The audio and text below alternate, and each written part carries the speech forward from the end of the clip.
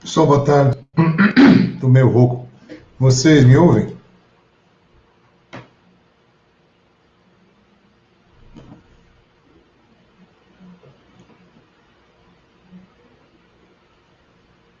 Alô? Vocês me ouvem?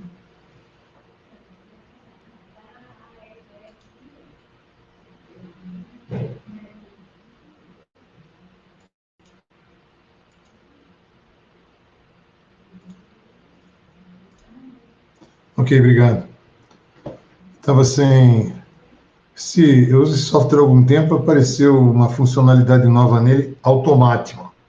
Isso é automático, faz um monte de coisa. Me deixou completamente fora da área de controle aqui até a hora do curso. Aí depois o botão sai do automático apareceu. A gente aprendendo. Bom, obrigado pela presença. Nós vamos fazer três seminários curtos de 20 minutos cada um, tentar ser bastante conciso com o tempo, e o assunto é uma proposta nossa de falar sobre BPO, que é uma formação profissional que tem sido procurada, e eu vou comentar alguma coisa sobre esse assunto durante os 3 dias. Então, para o dia de hoje, esse aqui sou eu tenho aí uma série de formações. Aqui na IT Partners eu tenho trabalhado como a pessoa que constrói os cursos, as formações e prepara outros instrutores. A gente tem uma série de treinamentos e um deles é a formação de DPO. Dá um ano e pouco já, nós estamos indo para a 15ª turma, hoje inclusive. Bom, depois da propaganda, vamos falar um pouquinho sobre a lei de proteção de dados no mundo. Por esse mapa que está aí, poucos países não têm, seríamos aqueles que têm a cor clara nesse mapa. E a que está em vermelho está em ajuste. O Brasil está em ajuste e está em adequação. Nos demais, para vocês terem uma ideia, a quantidade de países que já tinham alguma lei de proteção de dados ao longo do tempo. Esse dado aqui é de janeiro de 2018. Então, é interessante que não ter lei de proteção de dados começa a ser uma exceção. Isso vai dar problema para quem não está dentro desse contexto. Na linha do tempo, inclusive, quando o GDPR foi sancionado na Europa, não era o único ponto de inflexão sobre esse assunto. Diversos outros países vinham multando empresas que tinham vazado dados pessoais principalmente. E mesmo com o GPDR entrando na Europa e saindo uma legislação específica no Brasil, uma série de empresas começaram a ser multadas independentemente da lei. Nós temos amparo legislativo para fazer com que as empresas que tenham uma postura diferente do esperado já tenham sido multadas. Eu montei um fórum, inclusive, voltado para LGPD. É raro o dia que eu não subo alguma multa para lá, aqui no Brasil, de empresas que estão passando por esse tipo de pressão já hoje. Bom, o escopo do dia de hoje é falar dessas duas legislações rapidamente e da oportunidade de mercado que aparece por causa da conscientização que essa lei traz para a população. Bom, na Europa não apareceu do nada essa legislação, ela foi desenvolvida em 20 anos praticamente. Ela tinha uma espécie de uma orientação criada em 1995 e ela foi a base para constatação da necessidade de transformar esse referendo em lei, e em 24 meses deveria ser uma adequação dessa lei na Europa. Se esperava que as empresas se adequassem, nem todo mundo foi atrás, a coisa ficou meio banho-maria, mas mesmo assim a coisa começou a pegar fogo no meio do caminho. A ideia, inclusive, é por que se criou essa lei, qual é a ideia, né? Então, a ideia era e tomar consciência do que fazer com os dados das pessoas, e uma das coisas que essa lei trouxe no bojo foi a orientação para constituir uma pessoa de contato, lá na Europa principalmente. e essa pessoa de contato se faria representar na empresa, como se fosse uma pessoa de conformidade.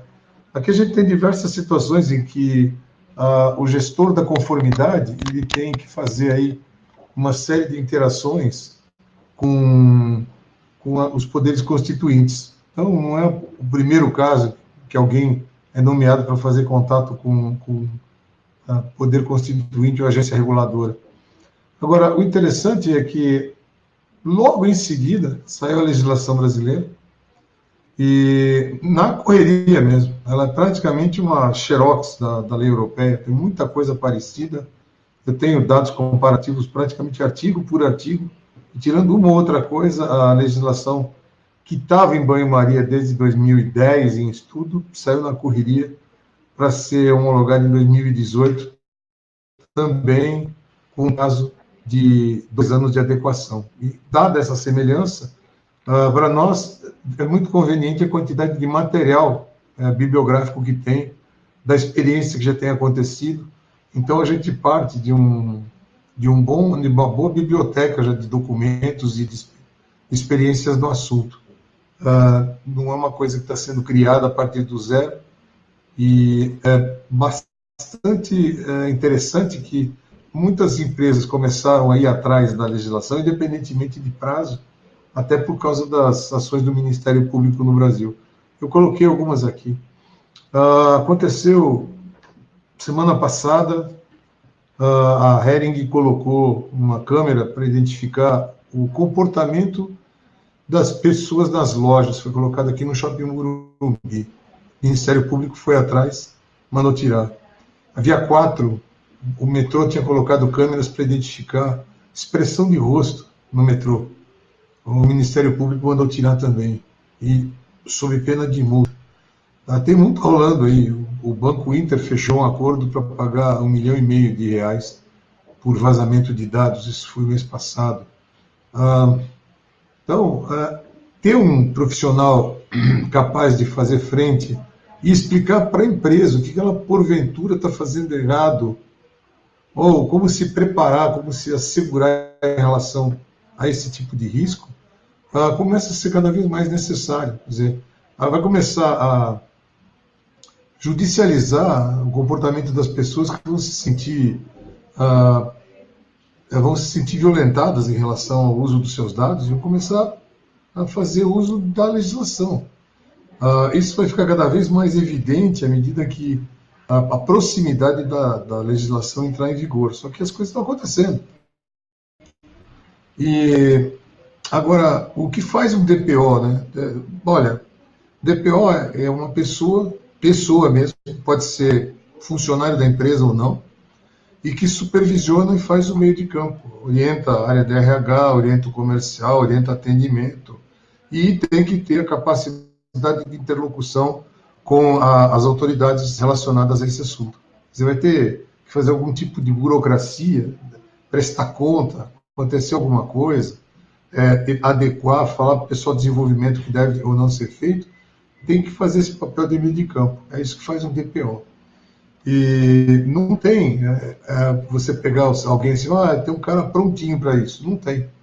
Você pega um advogado, falta a parte de dados. O cara não necessariamente conhece todos os meandros de cloud e desenvolvimento, coisa parecida. Você pega alguém que sabe isso, tem que se adequar para lidar com diretoria, com pessoas que queiram saber sobre esse assunto dentro da empresa, que a pessoa não é um técnico, né?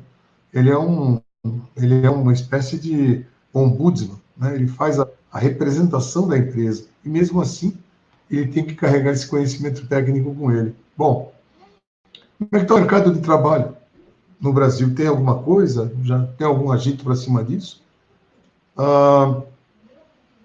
Olha, eu fui atrás de algumas revistas, então começou a aparecer documentação inerente à profissão aqui, profissão ali, cresce demanda por especialista em privacidade em tudo quanto é documento. Eu fui hoje de manhã no LinkedIn, tem mais de 3 centenas de vagas de pessoas em procura no Brasil em relação a isso. Então, quem é um especialista de privacidade, essa é a busca por esse tipo de iniciativa, né? O o que faz o encarregado de proteção de dados? As pessoas se questionam em relação a isso. Ainda bem que tem bastante material sobre esse assunto. Eu tenho formado DPOs ao longo deste ano e o ano passado, inclusive, e a gente vai aprendendo, vai vendo que as pessoas estão procurando isso, porque a oportunidade de mercado está bem interessante, fazer esse meio de campo, né? Falar sobre proteção de dados. Saiu estudos que no mundo vão precisar 28 mil dessas posições. É claro que tem funcionários dentro das empresas que vão se mobilizar para também serem, né, absorvidos para isso.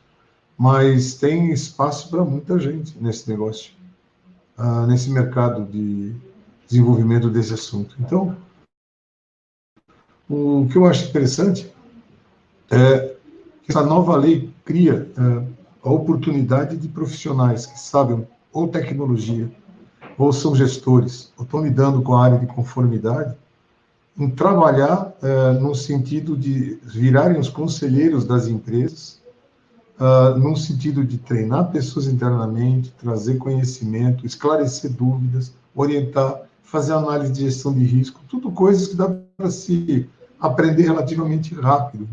Você não aprender do dia para a noite, mas é uma coisa que você precisa fazer muita formação.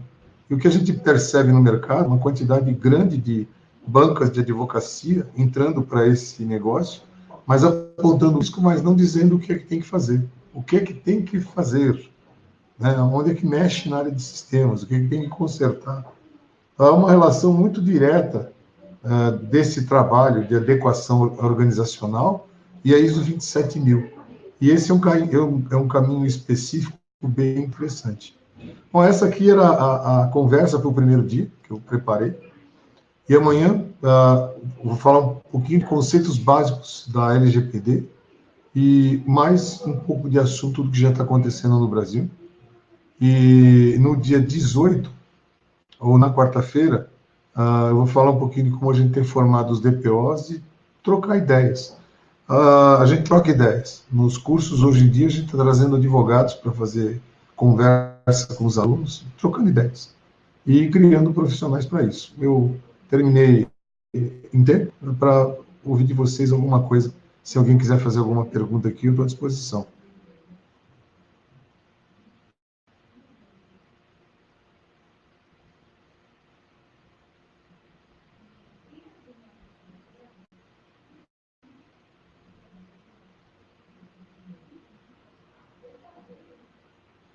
Bom, eu passei meu e-mail no convite para vocês. Qualquer coisa que queira conversar com a gente está por aqui, ok? Amanhã eu vou voltar com esses assuntos aí, o conceito básico da LGPD e o que já está acontecendo no Brasil. Ok, pessoal? Obrigado pela participação.